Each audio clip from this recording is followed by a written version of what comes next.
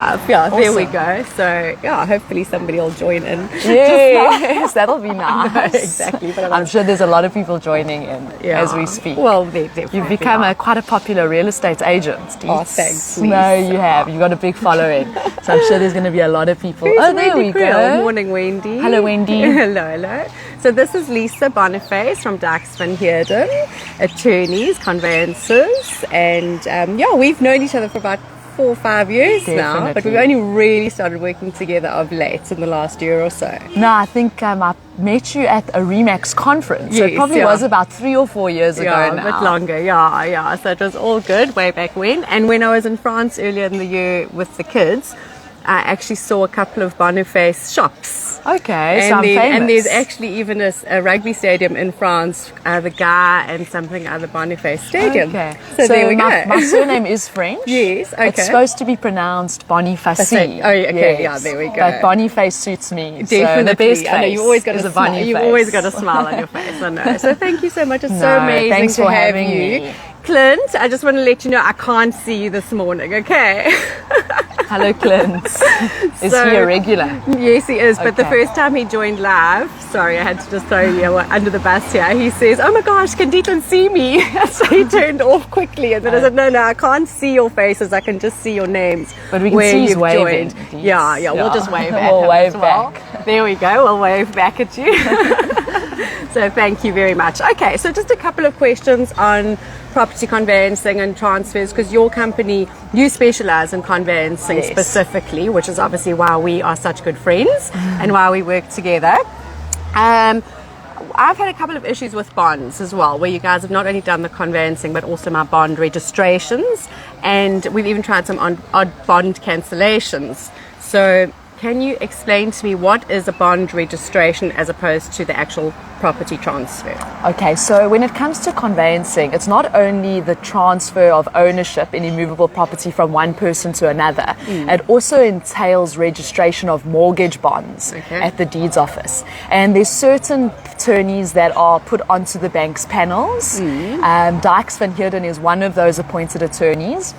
And we act on instruction of the bank. So they need a certain amount of security in order to provide a bond or a loan to a buyer. And in order for them to have that security, they need to register a mortgage bond over that property. And that then protects the bank from the property being sold, for instance, without the loan being paid back. Or anything further bonds being taken, for instance. And so that really does protect the bank. If you don't pay that loan back, then a foreclosure type situation may arise, where the bank would then have the right to foreclose on the property, sell it on auction, and then try and regain some of that money back that they've loaned a particular client.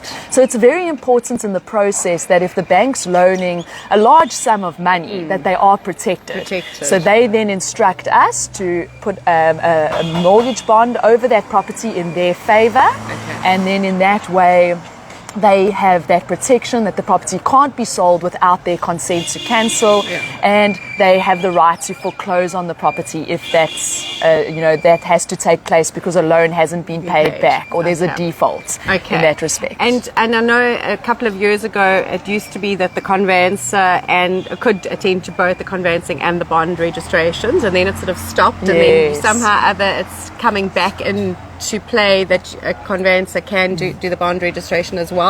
Ethan, we've been so excited about this. It's been happening now for the last 2 years. But what they've allowed, some of the financial institutions, Standard Bank, ABSA and Nedbank, is they allow one conveyancer to attend to the bond registration and the transfer. And what's really nice about that is the buyer only needs to meet with one attorney. They don't have to go and see 2 separate attorneys on 2 different appointments, saving them time. We've also worked out that the conveyancing process, which can be a lengthy process, is now taking 22 days quicker if one attorney manages it. So they've been working on some statistics and things like that. And then obviously, it's a one-stop shop. So you've got one person handling your matter. You deal with one set of attorneys that can advise you on the entire process. Yes. So it's really been great. We are one of the attorneys that have been chosen and put on that super panel, and we are now allowed to do both bond and registration. But that's because you guys are so amazing, and you've got offices all over you. KZN and actually in Joburg as well. Yeah, and we've opened up in Pietermaritzburg now too. So we do our own lodging of our deals. So we really are one-stop shop. Oh wow! So we normally, because that's the thing, is everybody always thinks there's just the 3 attorneys, but there is always that 4th bond lodging a lodging agent in Maritzburg usually. So you now doing we're that. doing that as well on all of our deals, which is so nice because the deeds office is all about relationships. We work really hard on our deals because they mean a lot to me, mean a lot to us, and our clients mean a lot to us. So we're able to push those deals through the deeds office. If there's any queries, we've got a team of people that are working on those queries every day, sometimes twice a day at the deeds office. Oh wow! So it's been a game changer for our business. Definitely. Wow. There you go. There we go. Actually, I think Rowan might have mentioned that to me at one of the Tiki Tonga runs somewhere along the way. Okay, so just going back to bond registrations, I know obviously that there's a lot of documentation that has to go to the bank to get the bond registered, etc. The compliance certificates. 9 out of 10 times we're needing plans at the moment, or certainly we are in our office, which we've touched on briefly as well, which we'll get back to. But then the bank says there's a proceed to lodge, or you guys are saying we're waiting for the proceed to lodge. What is that proceed to lodge? Okay, so the bank will only provide us with a proceed to lodge when they are 100% comfortable with all the documentation that we've sent to them. So we use a portal to communicate with the banks. One of the most important components of that portal is that FICA is provided to the banks, and that FICA has to be of a certain quality.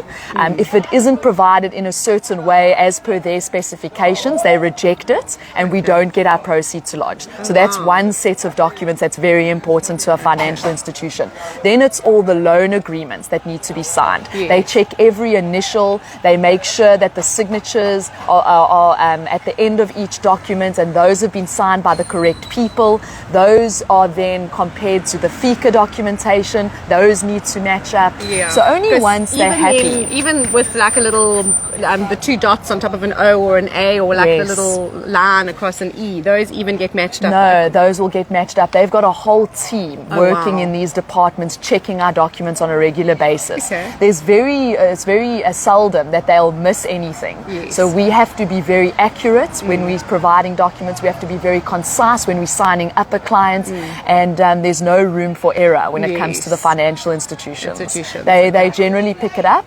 Once they are comfortable with the information we've provided and all the documentation, they then give us a proceed to lodge.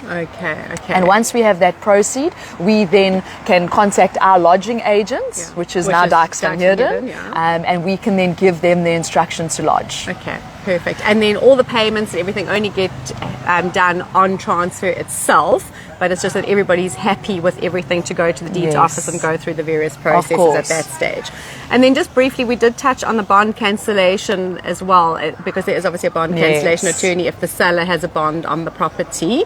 Do you guys do any bond cancellations as well? And would you be able to do all 3 perhaps? So Deethan, we are one-stop shop. So when it comes to bond cancellations, we will, on 9 out of 10 deals, get the bond cancellation instructed to us as well.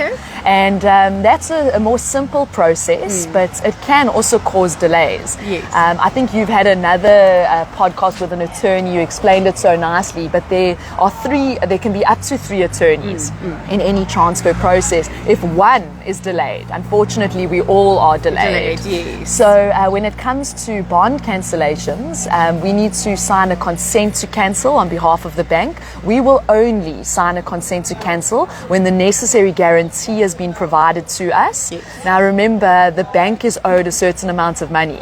We can't consent to cancel that very important security that I explained at the beginning until such time as we've got a guarantee for the loan amounts in place. So that's the one thing. We need to ensure that the money's there and it's guaranteed to us on transfer. And then the second thing is original security documents. Yeah. Okay, so we always. Sorry. Okay, it's a bit of a truck That was going a bit of a past. truck That's going what happens past. when you We're live and we are do live coffee on shops. Florida Road. And we do I coffee know, shops. We do coffee Yes, shops. Yeah, exactly. Yeah, not quiet studios. Sorry, I don't do studios. No. We're at the Barn Owl. I don't know if you mentioned that already. I know I haven't. I just assume that everybody knows what that They is probably behind do. us. Yeah. They probably Sorry, do. Lisa. No. So we need to make sure the guarantees are in place, and then also security documents. So we need to call for original security documents, which is your original title deed. Okay, which that are is what I sitting wanted at to the bank. touch on as They well. keep that very safe. Yes. In your safekeeping, so that they then have that again. The security is there. It can't just be utilized when someone wants to sell their Wants to property. sell, The bank yeah. needs to be involved in that process. Okay, so going back to that title deed, so if someone's bought a property for cash, for example, or they've settled their bond along the way and it's freehold, they get that title deed from the bank or from the deeds office if they've bought it cash, obviously quite a while after they've transferred. So one of my ones recently, which Rowan helped me on, was they'd lost the title deed. They'd bought the property in 1980 something and couldn't find it. So Rowan had to advertise, and now it's ready to lodge at the deeds office, etc., etc. So that's going through the process. But I know there was a thing about advertising. Can you just touch on that? Because it's about to lodge, but there's the advertising time that they're still waiting to finish. So previously we were able to apply for a certified copy of a title deed without any adverts. Okay. But there was a lot of fraud taking place. So there was a change in the legislation, and now we need to advertise in a local newspaper to say that the title deed is lost, and anyone can come forward if they've got any issues with a certified copy being provided. Without that certified copy, we cannot lodge at the deeds office. So it can delay a transaction by another 2 weeks. So you've always got to keep that in mind. If I was a seller, or if there's any sellers listening, then please make sure you contact a conveyancer. You can even contact us at Dykes Van Heerden. You might not have sold a mandate, you might not have signed a mandate yet, or you might not be in the process of selling yet. But that we can attend to that with the title deed. So it doesn't cause any delay in the transfer. It's not too much of a delay, like I said. It's probably about an extra 2 weeks. But it's important that you all have all your ducks in a row before you start the conveyancing process. And I think that's what happened with this one specifically, was because I got the mandate, etc., and I asked them where are the title deeds, because I'd seen that they'd bought it so long ago, and then they were like, oh gosh, they've lost them. So that's when I got Rowan involved, and for various reasons, but also because Rowan was in Maritzburg, so that was why I remember thinking that he could go straight to the deeds office there for that. So brilliant. It's nice having Rowan there. Yes. I'll be honest, he gets quite a few phone calls from me every day. Shame. Just go check on this. Will you look in this file? Will you check up on this transfer? So that's always good to know. Definitely. Okay, so just we briefly touched on various certificates that need to also happen for the deeds office for the bonds in terms of the COCs, which I'll do COCs another time. Rates clearance certificate as my last one. Sorry. What? Why are there so many delays with the rates clearance certificate, and what is the rates clearance certificate? So the rates clearance certificate is a thorn in every conveyancer's side. I must be honest. Unfortunately, it's something that's out of our hands. And we're not in control of it. We do try and get on top of it by going to the rates department and following up as much as we can. But it's something that's very necessary in a transfer process, and without it, again, we can't lodge a transfer in our bundle of documents at the deeds office. So a rates clearance certificate is really any rates that might be outstanding, or water and electricity that may be outstanding on any particular property, and any amount for the next 3 months, because remember the transfer process can take up to 3 months, so we need to ensure that the municipality is covered for that period that the transfer is taking place. But ideally they want a nil balance when they're transferring that property over to to a buyer. And that's really what a rates clearance certificate is. It might seem it always seems like such a requirement that no one really cares about, but it's one of the most important things when dealing with a conveyancing transaction. Without it, we can't move forward. Yeah. So we really need a nil balance with the municipalities. In your region, we use obviously eThekwini municipality, and until we have a nil balance with them, and they've provided us with a rate clearance certificate, which then goes in our bundle of documents, we can't move forward. Yeah. So it's a very important document. And I know this year on a couple of the properties, not all of them, but certainly ones where they haven't been able to get meter readings, they send out and they call for meter readings for the water and the electricity, where I've had to go and meet the inspectors there and double check the readings. And it's actually something that we can pick up, I assume, on the electricity bill when we get it from the seller right up front, because you can always see whether there's readings on the bill or not. Because sometimes it says not read.